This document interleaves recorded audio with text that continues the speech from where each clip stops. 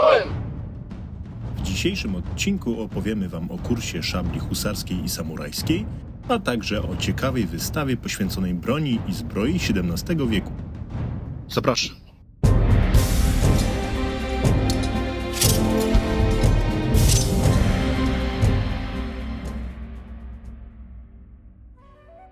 Jesteśmy dziś w Zamku Piastów Śląskich w Brzegu w województwie opolskim nie bez powodu, bo to właśnie tutaj rozpoczęło się spotkanie dwóch wielkich mistrzów broni białej, czyli Shihana doktora Rolanda Maroto ze szkoły Takeda Ryu Maroto-ha i doktora Zbigniewa Sawickiego, mistrza szkoły Signum Polonicum. Poprosiliśmy mistrza doktora Zbigniewa Sawickiego, aby opowiedział nam o tym przedsięwzięciu. Posłuchajcie.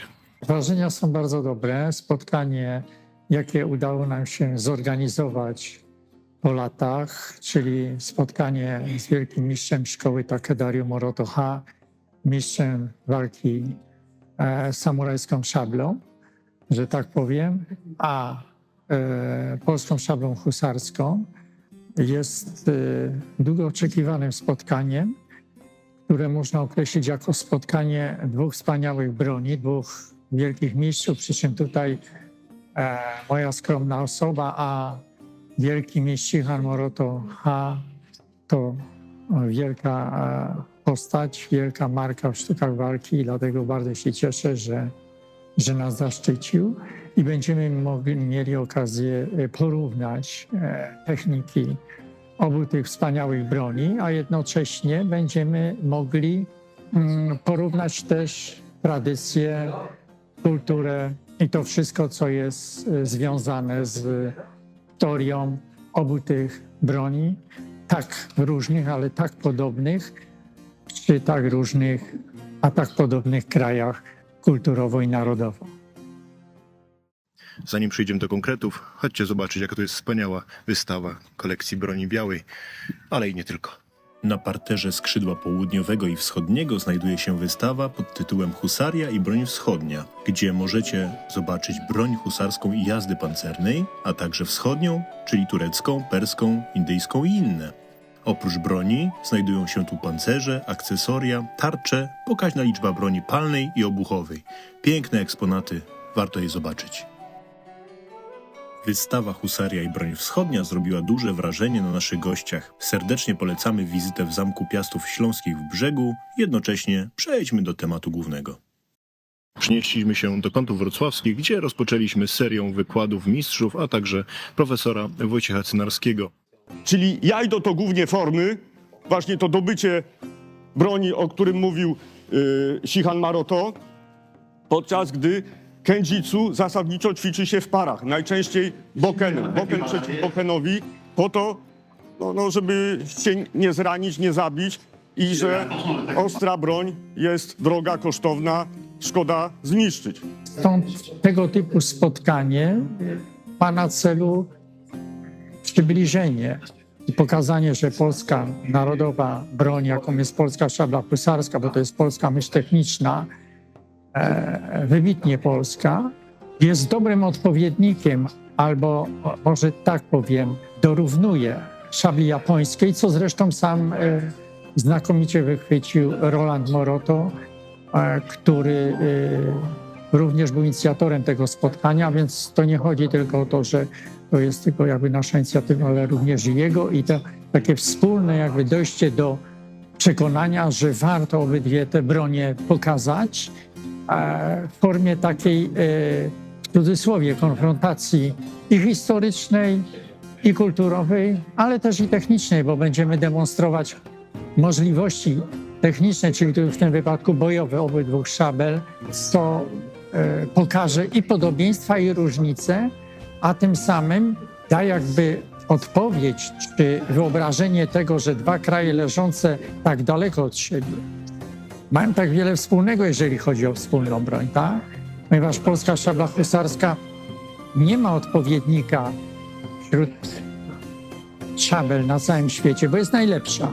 Natomiast jeżeli chodzi o szablę japońską, do niedawna tak zwaną mieczem samurajskim, a również uważana jest, że nie posiada odpowiednika, czyli jest bardzo dobra, tak? A więc tutaj będzie to spotkanie pokazywało, że te obydwie bronie są naprawdę warte tego samego znaczenia i tego samego twierdzenia, że obydwie są wspaniałe. W grudniu 2022 roku nasza ekipa do zadań specjalnych złożyła wizytę Sztichanowi doktorowi Rolandowi Maroto w Awinionie. Poprosiliśmy go o wywiad. Posłuchajcie, co powiedział o naszych dotychczasowych działaniach. Parce que le Signum Polonicum peut jouer un rôle important dans la promotion du patrimoine culturel européen et qu'il a sa place dans l'histoire de l'homme. Perpétuer cette tradition que vous avez, hein, c'est perpétuer la mémoire de ces hommes aguerris qui savaient parfaitement manier le sabre, à pied comme à cheval du reste, avec une dextériorité remarquable. Moi-même, quand j'ai vu les Japonais au sabre, je n'avais jamais vu du yai comme cela. C'est normal, ils venaient des champs de bataille et des techniques à cheval, comme pour vous. Donc, il faut que les générations présentes et futures les transmettent à leur tour. Pour moi, c'est simple. C'est un devoir de mémoire.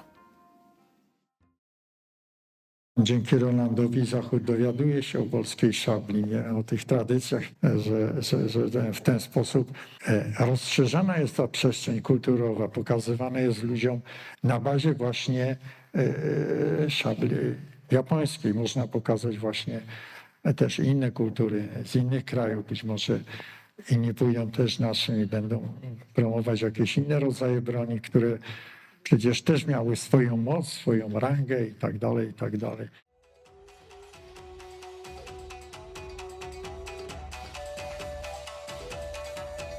Szabla japońska kulturowo i wizerunkowo jest znana na całym świecie, wypromowana przez film, aktorów, wielkich mistrzów, literaturę.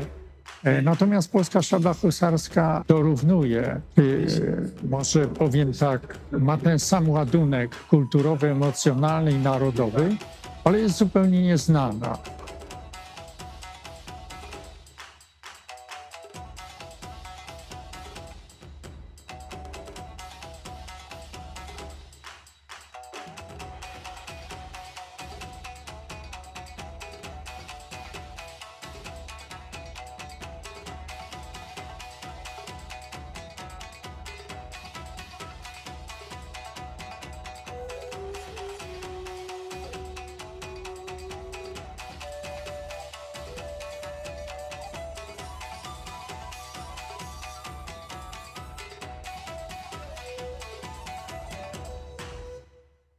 Mais intéressant pour tout le monde, aussi bien pour les élèves, les instructeurs, de voir un autre style de sabre, hein, parce que chacun doit rester dans ses... hein, on ne change pas les habitudes, voilà. Mais on va retrouver des similitudes, ça fait des fraternités aussi. Hein. Donc c'est un échange de sabreurs, ce qui est rare. Voilà, c'est pour ça que ça va être intéressant, quelques photos que nous avons fait, que j'ai publiées, c'est une manière de commencer à préparer. Vous voyez, on peut échanger nos techniques, c'est amical. Hein, on trouve beaucoup de similitudes, puis en même temps on découvre. Moi, j'ai découvert le peu que vous avez fait, j'ai découvert 2-3 choses qui m'ont intéressé aussi. Voilà. Mais dans la vie, j'ai toujours dit, vous ne pouvez plus faire d'autres disciplines. Il y en a qui mélangent. Après, c'est mieux, ça. Pour recommencer tout, c'est fini. Non, non. C'est en complément, c'est intéressant. Puis en même temps, comme je disais tout à l'heure, on n'est plus à cette époque. Mais vous pouvez tomber sur un sabreur qui a une autre technique et se faire avoir par une autre technique. Mais c'est pas le but. C'est pas le but, c'est un échange. Je suis pour. Na zakończenie oficjalnej części kursu uhonorowaliśmy pracę naszych gości i wręczyliśmy pas godności rycerskiej Signum Polonicum profesorowi Wojciechowi Cynarskiemu, a mistrz dr Roland Maroto otrzymał najwyższą godność naszego stowarzyszenia. Tytuł hetmana Signum Polonicum wraz z odznaką tej godności, czyli buławą hetmańską oraz order zasłużony dla Signum Polonicum. Mistrzowi, doktorowi Zbigniewowi Sawickiemu, wręczono za swoje zasługi wielki złoty medal World Takeda Ryu Maroto Confederation. Z kolei Leonard Marynowski, instruktor wrocławskiego klubu Signum Polonicum, jednocześnie organizator kursu, otrzymał brązowy medal wyżej wymienionej federacji. Le comité a décidé, j'ai expliqué, il parle très vite, mais on le comprend et il fait beaucoup de travail.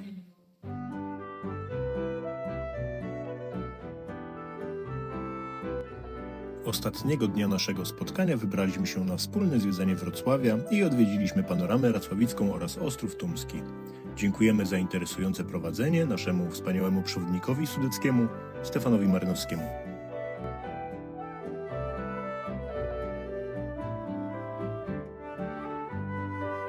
Jeśli podobał Ci się ten film, zostaw łapkę w górę oraz subskrybuj nasz kanał. Dzięki za oglądanie, zapraszamy po więcej w kolejnych odcinkach. Dzięki za wsparcie. Czołem.